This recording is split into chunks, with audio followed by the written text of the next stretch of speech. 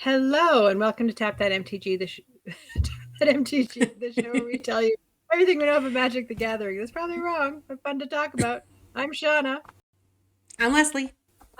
and today we are bringing you another one of our deep dive Commander deck videos where we break down all the cards in the deck, talk to you about what the deck is meant to do and how to use it wisely. And if you hang around with us until the end, we'll offer some suggestions for tweaking it to make it even better. Mhm. So without further ado, Leslie is going to tell us all about what deck this is and the commanders. That's me. We are doing jump scare in this video. And our commander is Zimone. Cute little Zimone from Strixhaven has grown up. She is a mystery unraveler. For 4, she's a 3/3, and this is basically a landfall deck.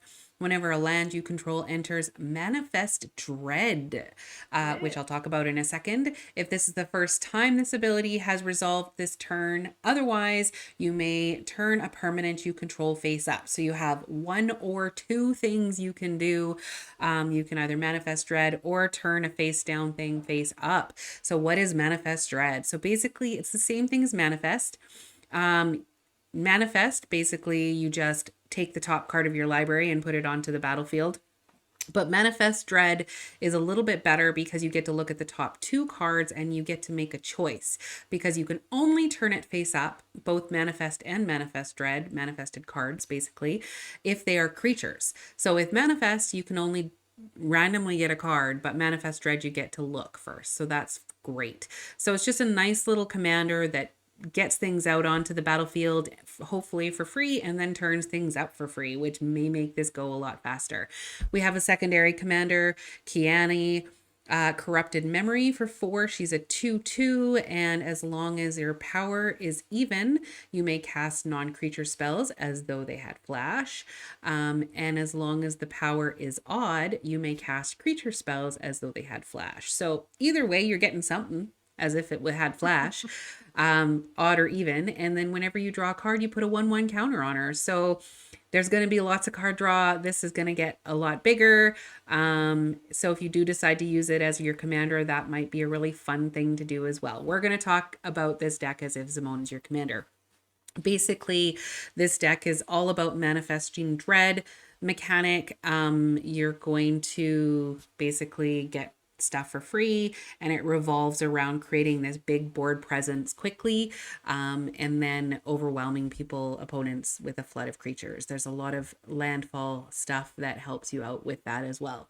This deck also comes with scheme cards, 10 scheme cards, which if you feel like it, you can play the extra little sub game Arch Enemy, which is a 3 versus 1 commander game. If you would like to know the rules of that game, you can definitely look that up. But there's 4 or 10 scheme cards that come with this. It's basically you against your 3 friends if you're the bad guy. Scheme cards get turned over at the beginning of the first main phase and they stay on the battlefield until they resolve. So fun little variant. But before we can get to the cards, we want to tell you the guts of the deck. So Shauna's going to do that. Yeah, so this manicure for this deck is kind of a little weird. It's kind of like a big flat top there. So we've got 1 card at 1 cost, 11 at 2, 13 at 3, 11 at 4, 11 at 5, and 14 at 6, and 1 X cost card. So it's pretty, it's not actually a curve. It's a Pretty mana wall. straight. Yeah, exactly. So then we have the color breakdown. So there are 12 multicolor cards in this deck. 5 colorless, 14 blue, tons of green at 31. And once again, we have 38 lands in this deck. Card type wise, we have 33 creatures, so lots and lots of creatures. So then we can use our manifest better, manifest dread better, and our enchantments are 8. Our instances and sorceries are 7. Our artifacts are only 4. So yeah, so that's the breakdown of the deck. And Leslie's going to Mm-hmm. tell you about how we evaluate these decks. Yeah, so we like to just kind of compare it to what we think is a very balanced deck. So we think that you should have 15 ramp cards, around 15 removal cards, 13 card draw, 12 high impact, and 10 that support your overall win theme. Around 34 to 35 land. Of course, that the each of those can fluctuate by 2 or 3 depending on what your goals are. And if they fit into more than one category, that's even better. So that's kind of the sections that we go through. And I think ramp is our first one. Yeah, so the formula calls for 15. This deck, being a green deck, has 19. So there's lots of ways to get mana in this deck. And again, that will help you play your bigger creatures and do all the things that you want to do. So our first one is Augur of Autumn for 1 and 2 green, a 2/3. She is great because you can look at the top card of your library anytime. So that information is awesome when you're doing the whole manifest thing, especially. And you may play lands from the top of your library. Again, get those lands out of the way. And then she has Coven, which says as long as you control 3 or more creatures with different powers, you may cast creature spells from the top of your library. So that'll be pretty easy to do in a deck like this one. Fun. I love it. It has kind of Coven in it. Beanstalk Giant for 7 is it's a card with an adventure. So you'll see it has like a little book at the bottom. If you cast the first page of the book, Fertile Footsteps, you're just going to search for a basic land card, put it onto the battlefield, and then shuffle. So it goes and gets you some land. Then this creature goes out on an adventure. And then when you cast it for 7, it becomes a creature that's power and toughness is equal to the lands you control. So it does have the potential to be a nice, big, beefy guy for you later and gets you some land at the same time. Yeah. Citadel Hierophants. This is a 3/2 for 3 and a green, but it makes all your creatures have the type ability to make mana or make forests. Yeah. Yeah. Greater Tanuki is a 6/5 for 6. It has trample and it also has channel. So if you don't want to just play it as a creature, you can channel it. So you pay 3 and discard it, and then search your library for a basic land card, put it onto the battlefield, tap, then shuffle. So options there. Yeah. Then we have a creepy new card called Overgrown Zealot. It's a 0/4 for 1 and a green that you can tap for mana of any color. And you can also tap it to add 2 mana of any one color but only for turning permanents face up. So and then what's creepy about it is even as the roots twisted painfully into his flesh, he sang out in joy, for he could feel himself becoming one with the woods. Creepy. Gosh, that reminds me. I read a book this year, and it was similar to that, where the forest was kind of integrated into this dark brooding character. It was a love story. Anyways, I digress. Secure a Tribe Elder. I don't remember the name of it. I have to look it up. Secure a Tribe Elder for 2 is a 1/1. Sacrifice it and search your library for a basic land card. Put that card into the battlefield tapped. Nice thing about Steve, as people call him, this guy doesn't look like Steve, but he basically can be there, and you can use him to block, and then in response to before damage, you can sacrifice him still. Yeah. Shigeki Jukai Visionary. It's a 1/3 for 1 and a green enchantment creature that you can pay 1 and a green and tap it, return this to its owner's hand. Then you get to reveal the top 4 cards for your library. You may put a land card from among them onto the battlefield tapped, put the rest in your graveyard. So, and then it has channel for 2 X and 2 green. You discard this guy and return X target non-legendary cards from your graveyard to your hand. So you just keep putting him in your hand, cycling through your deck a little bit, and then later on use him to get stuff from your graveyard. Yep, absolutely. Shriekwood Devourer for 7 is a 7/5 with trample. So it's a pretty big, beefy guy. Could go in high impact, but whenever you attack with 1 or more creatures, you get to untap X lands, where X is the greatest power among those creatures. So whoever has the greatest power, if it was this guy, then you get to untap 7 lands. So that helps you play things in your second main phase, which is great. All right, then we have Yavimaya Elder for 1 and 2 green. It's a 2/1. When he dies, you may search your library for up to 2 basic land cards, reveal them, put them into your hand, then shuffle. And again, you can pay 2 and sacrifice this guy to draw a card. So he's also got the card draw there for us. And again, you can use it as a blocker and do the things. Mhm. Eudora Grave Gardener for 5 is a 5/5, and whenever another non token creature you control dies, you may return it to the battlefield face down under its owner's control. It's a forest land, so Mhm. it just gets returned as a land. That's fine. It died, that's fine. Now it's land. Cultivate for 2 and a green. It's a sorcery. Search your library for up to 2 basic land cards. Reveal those cards. Put one on the battlefield tapped, the other in your hand. Then shuffle. We love our cultivate. Yep. So then we have a disorienting choice, which is always lovely when you make your opponents make choices that they don't want to make. For 4, it's a sorcery. So for each opponent, you're going to choose one of their artifacts or enchantments. And then each of those permanents chosen this way, its controller may exile it. Then, if one or more of the chosen permanents are still on the battlefield, you get to search your library for that many land cards, put them into the battlefield tab. So they have to choose, do I want to give this person land to potentially get their big things, or am I okay with them exiling my thing? They're going to keep their thing almost every time, so you're going to get land. Yeah.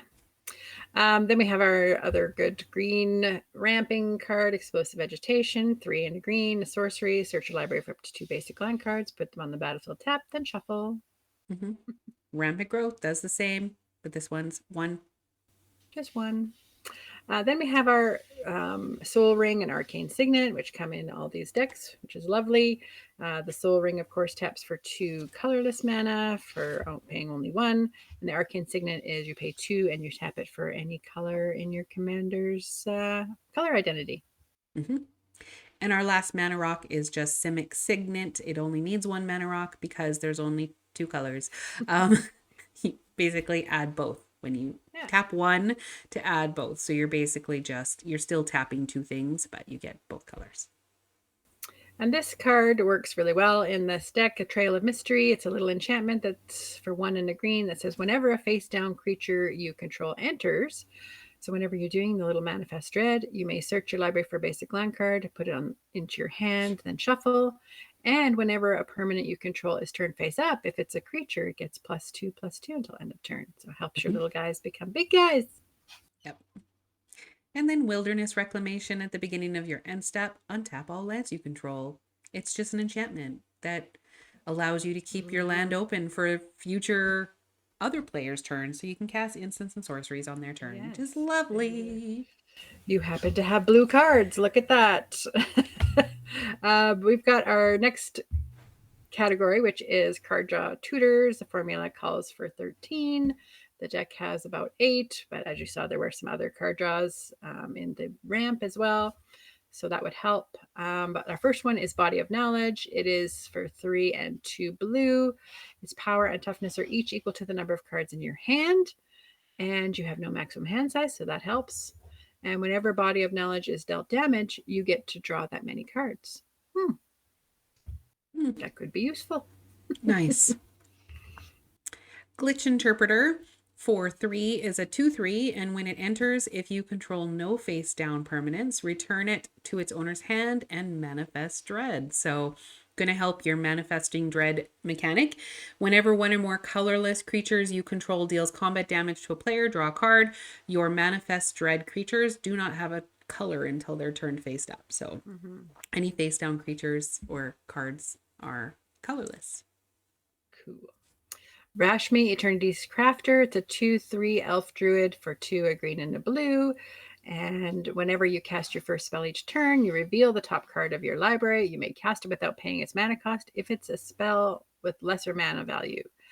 If you don't cast it, put it in your hand. Yeah. So, yeah. I mean, we're only not very far into these cards, and it's already a really good deck. I don't understand why everyone's just like, ooh, Endless Punishment is the only good one, but all of these decks have their own merits. That's all I'm saying. Tatyova, Benthic Druid for 5 is a 3/3. It has landfall. Whenever a land you control enters, you gain 1 life and you draw a card. Very useful. Dig Through Time for 6 and 2 blue. It has Delve, so each card that you exile from your graveyard counts for one of those colorless at the 6 there. So hopefully you play it for only 2 blue. And you look at the top 7 cards of your library and put 2 of them into your hand and the rest on the bottom of your library in any order. Great way to get some cards. Yep. And then our little Zimone had a eureka moment. She's so cute. For 4, it's an instant draw 2 cards, then put a land card from your hand onto the battlefield. Free land. So it's also drawing cards as well as mana ramp. And then good old Growth Spiral. This is a fun new art from the set. It's a green and a blue instant. Draw a card, and we put a land card from your hand onto the battlefield. So that's a good one to do on their turn. Mm-hmm. And finally, in this category, They Came for the Pipes. Also very terrifying and makes you not want to have a shower. Please have a shower. For 5, it's an enchantment. When They Came from the Pipes enters Manifest Dread twice. And then when a face down creature you control enters, draw a card. So now every time you manifest or manifest dread, you get to draw a card as well. So nice enchantment in that category. Then we're on to our removal section. So formula calls for 15. The deck has 11. Our main purpose of this deck is to get in there and kill them. So anyway, for 3 and a blue, the Keiru Spell Snatcher. It's a 3/3, but it has morph, so you can cast this card face down as a 2/2 creature, so it'll help you with that. You pay for 3 to do that, and then you can turn it face up for any time for its morph cost. So later on, you turn them face up, and when it is turned face up, you get to counter target spell. So you just keep that in there. And if that spell is countered this way, exile it instead of putting it into its owner's graveyard, and you may cast that card without paying its mana cost for as long as it remains exiled. Mm-hmm. So you're going to try to do this for its morph cost. That's why its morph cost is more, because it's got some pretty good benefits there. Yeah. And just, getting a face down creature is good in this deck. So Temur War Shaman for 6 is a 4/5. When it enters, manifest the top card of your library. So again, you don't get to choose with the manifest. You just get to put the top card onto the battlefield. Then if it's a creature, you get to turn it up for its mana cost. At any time. Oh, and let's continue. Whenever I was taking a drink, okay? Whenever a permanent you control is turned, Shauna can't see me. I can see her. Whenever a permanent you control is turned face up, if it's a creature, you may have it fight target creature you don't control. So there's the removal part. Nice. Yeah. Trigon Predator. It's a 2/3 flyer for 1, a green and a blue. Whenever it deals combat damage to a player, you may destroy artifact or enchantment that player controls. That could be pretty powerful with this little guy. Love that guy. Aether Gale for 5, returns 6 target non-land permanents to their owner's hand. Blue removal at its finest. Oh gosh. Azuri's Predation for 5 and 3 green says for each creature your opponents control, you get to create a 4/4 green Phyrexian beast creature token, and each of those tokens fights a different one of those creatures. I'm just going to make a whole bunch of things to try to kill all your stuff. That's green removal at its best, right? Fight. Yep. Oversimplify for 5 is a sorcery. You get to exile all creatures. Each player creates a 0/0 green and blue fractal creature token and puts a number of 1/1 counters on it equal to the total number of creatures they controlled that were exiled this way. So everyone gets a creature back, and whoever had the most creatures at the time gets the best creature. So be careful, pay attention. Yeah. Oh gosh. Beast Within. This is new art for it. It's kind of creepy. An instant for 2 and a green that says destroy target permanent, and then its controller gets a 3/3 beast creature token. Yeah. Counter spell for 2. Counter target spell. Reality Shift for 1 and a blue, an instant that says exile target creature. Its controller manifests the top card of their library. So you're getting rid of something to get something else. To put a little manifest, dude. Okay, and then Zimone's Hypothesis, another little Zimone card. For 5, you may put a 1/1 counter on a creature, then choose odd or even. Each creature with power of the chosen quality to its owner's hand. So basically, You're just going to be able to choose some, choose the one that works best for you, Yeah. and you get a counter to try and help your own because it's going to be yours as well. Yep. Retreat to Coralhelm. This is an enchantment with landfall. Whenever a land you control enters, you get to choose one. You may tap or untap a target creature, get their stuff out of the way, and you can scry one. All right. We're on to our high impact cards. These are ones that are going to win you the game or do lots of good stuff for you. We recommend that you have 12. This deck has 9, but the ones it has are pretty amazing. So IEC, Tyrant of Gyre Straits. I love IEC. I have an IEC deck where it's my commander and it does amazing, crazy things for you. Basically, you can play an additional land on each of your turns. It has landfall. Whenever a land you control enters, you may draw a card, and it's a 5/5. So this could go in the card draw category as well, but I put it in high impact just because it will do so much for you. It's Yep. a 5/5 as well. Yeah. It's a good card. Ricksmithy's Slumbering Isle. It's a 12/12 for 2, a green and a blue for 4. What the heck?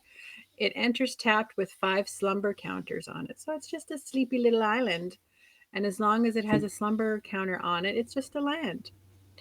And then whenever you cast a spell, though, you may remove a slumber counter from a Ricksmithy's. And it taps for both the green and the blue. So it's the mana and that when you need it, and then it becomes a big boy. So good. Yep. Ashaya, Soul of the Wilds for 5. Its power and toughness are equal to the number of lands you control, and then non-token creatures you control are forest lands in addition to their other types. So fixing and extra power and toughness. It's awesome. Yeah. Giggling Skitterspike, little 1/1 for 4. It's a little artifact creature toy that's indestructible. And whenever it attacks, blocks, or becomes the target of a spell, it deals damage equal to its power to each opponent. What? So 1 power. But you pay 5 and a monstrosity. So if this creature becomes monstrous, you put 5 1/1 counters on it. So suddenly it's a 6/6. Indestructible and doing all that stuff. Yeah. And it's going to do 6 damage every time Yeah. it takes damage or is targeted or whatever. Yeah. Hydra Omnivore for 6 is an 8/8. It deals combat damage to an opponent. It deals that much to each other opponent. So it's not enough to just do it to one. You got to do it to everyone. Let's just be even. It's to be even. Yeah, You're just being right. fair. Cafnet the Mindful. This is a nice flying indestructible 5/5, and it can't attack or block unless you have 7 or more cards in hand. You're going to have a lot, hopefully, and you can pay 3 and a blue to draw a card. Then you may return a land you control to its owner's hand. So you're going to have a couple extra cards in your hand with that guy as well. Yeah. And then we have World Spine Worm for 8. 9. Oh, did I? Oh, I did. Scab Ruinator. For 3, she just really wanted to talk about the worm, is a 5/6, which actually is really good. A 5/6 for 3. You do have an additional cost, though, to cast this spell. You have to exile 3 creature cards from your graveyard, which is fine. You don't need to bring them back in this deck. Flying, you can cast it from your graveyard as well. So you can just keep bringing it back. It's a nice little 5/6 for 3. That's crazy. World Spine Worm. This is a 15/15 for 8 and 3 green. It has trample. And when it dies, you create 3 5/5 green worm creature tokens with trample. And when it's put into a graveyard from anywhere, shuffle it into its owner's library. Mm-hmm. It never goes away. Nope. And then Sandworm Convergence is a card that I never play because I hate it because everyone plays it and then makes my flyers. But I never thought, let's put it in my deck with flyers because I can still attack with my flyers and they can't. So creatures with flying can't attack you or planeswalkers you control. And then at the beginning of your end step, you get to create a 5/5 green worm creature token. It just does so much for you when you get it out without having to do anything extra. Nice. Then we're on to our support section. The formula calls for 10. The deck has 14. So these are cards that help you with those counters, with the manifesting and all that stuff. So the first one we have is the Curator Beastie. It's a 6/6 for 4 and 2 green. It has reach, so help defend you against those damn flyers. And colorless creatures you control enter with 2 additional +1 counters on them. That's really nice.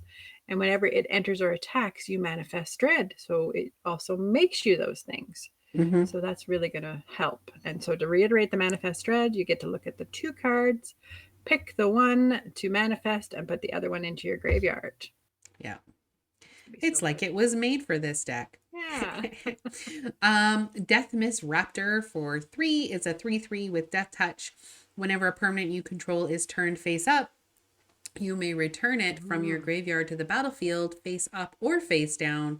It also has Megamorph, which is 5, and you can cast this card face down. Basically, you're just going to like cast it for 3 and then turn it face up, which is nice because then you can trick someone if they don't know what it is to swinging into a Death Toucher and use it as removal. So return it. Kian, Corrupted Memory. We already talked about this one, the 2/2.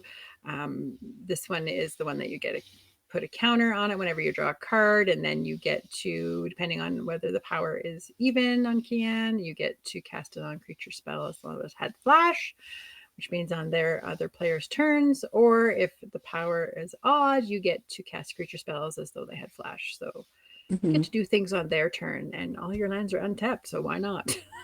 yeah. And Multani is in this deck. I've loved Multani since she was first printed. So for 6, you get a reach trample creature avatar with 1/1 for each land you control on the battlefield and in your graveyard. So that's nice. And then you can return 2 lands you control to their owner's hand and return Multani from your graveyard to the hand to your hand, but it is okay because you want lands in your hand so you can take advantage of landfall. So it's also a nice way to get stuff or land back into your hand so you can play them again. Doing lots of land stuff with Scoot Swarm, little 1/1 for 2 and a green that whenever a land you control enters, you make an insect. But if you have 6 or more lands, which you're going to easily have with this deck, you get to make a copy of Scoot Swarm instead, and suddenly you have tons of little Scoot Swarms everywhere. And then Thunderfoot Baloth is a ridiculous card for 6. It's a 5/5 with trample, but it has Lieutenant. So if you have your commander out on the battlefield, it gets +2/+2, and other creatures you control get +2/+2 and have trample. So that's a thing. Whisperwood Elemental is a 4/4 for 3 and 2 green. An elemental. At the beginning of your end step, you will get to manifest the top card of your library and sacrifice Whisperwood Elemental. And until end of turn, face up non-token creatures you control. Again, when this creature dies, you manifest the top card of your library. So they die and you just make more. It's okay. You just keep getting stuff, and then I just love that you can just turn them face up for free with your commander, right? So just remember that your commander is key to this deck. I mean, you can turn things face up for their regular cost, but you want to get them for free. Overwhelming Stampede for 3. This is another one that kind of just makes things bigger and beefier. Until the end of your turn, creatures you control gain trample and get +X/+X, where X is the greatest power among creatures you control. Remember, you have some 15/15s and some 12/12s and some things in there. Craziness. Biomass Mutation for X and 2 green-blue hybrid mana. Which means it could be either one of those things. It's an instant, and suddenly your creatures you control have base power and toughness XX until end of turn. So all the things with counters on them get even bigger, and it's just all of a sudden you're running over everybody. Sweet. Crazy. Cackling Counterpart for 3. Create a token that's a copy of target creature you control. I mean, for 3, you could create a copy of your 15/15 if you wanted. And then, I mean, it's conditional. You don't know what you have. Flashback, so you can cast it from your graveyard for its flashback cost. So you get it twice. It's a little bit more expensive the second time, but that's okay. Scroll of Fate. This is a little artifact for 3, and you can tap it and manifest a card from your hand. And that's really good. Yep.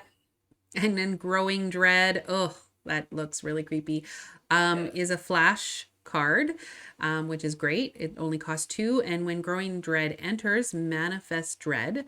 And then whenever you turn a permanent face up, you put a 1/1 counter on it. So now all of your things that are turning face up are bigger. Woohoo. Primordial Mist for 4 and a blue. This is another enchantment that says at the beginning of your end step, you may manifest the top card of your library. Mhm. And you can exile a face down permanent you control face up, and you may play that card this turn. Mhm. Whoa. Nice. And then we do have a room in this deck as well. These are new cards. They're enchantments. Basically, you're going to cast them for one side or the other. You choose. That door or that room, half of the room comes in unlocked. So whichever one you need at the time. The other one, it just stays locked. They have these nice little tokens that you can get that just go on top of the locked half. You can keep track of that anyway, but you can cast the unlocked or the locked half at any time you need later on. So if they're static abilities, then they stay static abilities. Sometimes it's whenever you unlock. In this case, we have Experimental Lab for 4. Whenever you unlock this door, manifest dread, then put 2/1/1 counters and a trample counter on that creature. Nice. When you flip cards over, they keep the counters that are on them. So and then Staff Room for 3. Whenever a creature you control deals combat damage to a player, turn that creature face up and put a 1/1 counter on it. So another way to get your creatures turned face up for free. Sweet. Land, we have 34, or we have 38 in this deck. 34 is what we recommend in a landfall deck. You probably want to keep more than 34 or 35, so 38 might be okay. But if you need to tweak, that's usually where we start because there's almost always more land than you need in these decks. And I think Wizards does that on purpose. So, Shauna. That brings us to Tweaks. our tweaks section. So thank you for Mhm. sticking around with us this long. And hopefully we've got some ideas and we'd love to hear what your ideas are. The first one we have is the Abzan Beastmaster. It's a 2/1 for 2 and a green. At the beginning of your upkeep, draw a card if you control a creature with the greatest toughness or tied with the greatest toughness. Trying to get a little bit more card draw in here. And yeah, you're probably going to have a big creature that other Yeah, people aren't going to have. you will. You absolutely will. Yeah. Battle Mammoth for 5 is a 6/5 with trample, and whenever a permanent you control becomes the target of a spell or ability an opponent controls, you can draw a card. This one has Foretell, so you can play it face down and for 2, and then cast it on a later turn for its Foretell cost. So they don't know that you have it. It's just kind of played face down, and you can play it when you need it. So. Yeah. And then Valgavath's Onslaught for XX green. Manifest Dread X times, then put X/1/1 counters on each of those creatures. So whatever you choose for X, if it's 3, then you have to pay 3 and 3 and 1 more. So that would be, in this case, 7. And then it would be 3 times. So nice way to manifest dread and do it several times during the pre-release. I did get a Valgavath and got it out a couple times, and it was glorious. Look at her go. Wild Call. This is X and 2 green. It's a sorcery that says manifest the top card of your library that put X plus 1 counters on it. So again, to help with that whole thing. Manifesting, yeah. Mm-hmm. Dissection Tools for 5. When Dissection Tool enters Manifest Dread, then attach Dissection Tools to that creature. Equipped creature gets +2/+2 in Death Touch and Lifelink. And then in order to equip to another creature, you have to sacrifice a creature. So there is kind of like a interesting way to sacrifice, basically, because it's Dissection Tools. You're just gonna like kill things. Yeah. Then Kiora Behemoth Beckoner we thought would be a good fit for this deck. It's a 7 loyalty planeswalker for 2 and the 1 hybrid green-blue mana. And whenever a creature with power 4 or greater enters the battlefield, you get to draw a card. So just to help with that card draw. Plus, you can -1 her and untap target permanent, whether that's one of your creatures that just attacked or to get your land untapped as well. So you can play instants and sorceries. It's just a really good fit for this deck. We also just didn't want you to forget about planeswalkers. Another Hmm. planeswalker is Nisa, who shakes the world. For 4, for 5, she's a 5 loyalty. Whenever you tap a forest for mana, add an additional mana or Hmm. forest for it. So Hmm. that helps with your mana. You get to put 3/1/1 counters on up to one target non-creature land you control. In untap it, it becomes a 0/0 elemental creature with vigilance and haste that's still a land. So you can turn your lands into elementals. Then there's this -8. You get an emblem with lands you control have indestructible. Search your library for any number of forest cards, put them onto the battlefield tapped, and shuffle your library. Again, this is a landfall deck. Lands entering, you're going Hmm. to have lots of lands anyway, so they might as well do something good for you. Yeah.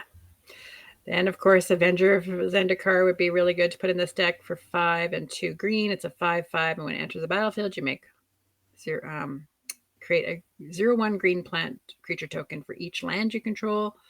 And then with landfall, whenever a land enters the battlefield, you put a 1/1 counter on those plants. So this can overrun people in Yeah, this deck. they'll want to get rid of that one. And then Mm-hmm. Trench Behemoth for 7 is a 7/7. And it has the ability to return a land you control to your hand, and you can untap it, and it gains hexproof until the end of turn. So hard to get rid of. Also, you can attack with it and untap it during the block step to block with it again as a 7/7, which is great.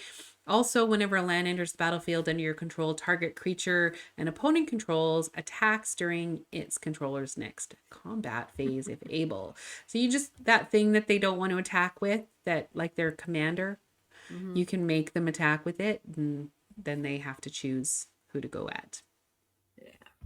Some removal.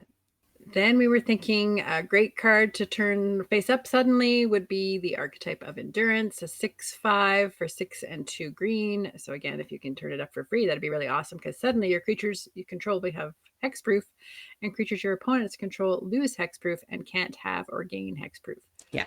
Suddenly your stuff is able to stay on the board while theirs isn't. Mm-hmm. Specifically, also your commander, right? Because your commander Yes. is so key to this deck. Once you lose her, Mm-hmm. you have to keep bringing her back to make things work.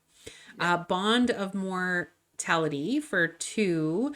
Whenever it enters the battlefield, you get to draw a card, and then you can pay 1, and creatures your opponents control lose hexproof and indestructible until the end of turn. So if they've done that to you, you can say nope. Then we were thinking too along those lines. Shadow Spear would help you with this deck as well because it's only 1 cost equipment. If you have one, they're expensive to buy. An equipped creature gets +1 and has trample and lifelink. So again, you have those big dudes you want to get through with your damage, Mm-hmm. and you can pay 1 at any time in permanence your opponent's control, lose hexproof and indestructible until end of turn. And Yeah. equip is only 2, so it's a really really strong card in this deck for sure. Yeah. And we have an enchantment room in this deck as well. Well, another one that we're suggesting is Yeah. Greenhouse for 3 is lands you control have add 1 mana of any color, which is just amazing. And then Rickety Gazebo for 4. Whenever you unlock this door, mill 4 cards, then return up to 2 permanent cards from among them to your hand. So I love that that's could be land, it could be anything, Mm-hmm. any permanent. And this will help you as well because the walk in closet room for 2 and a green will help you play lands from your graveyard, bring them back out Mm-hmm. again. And the Forgotten Cellar for 3 and 2 green. When you unlock this door, you may cast spells from your graveyard this turn. If a card would be put into your graveyard from anywhere, exile it instead.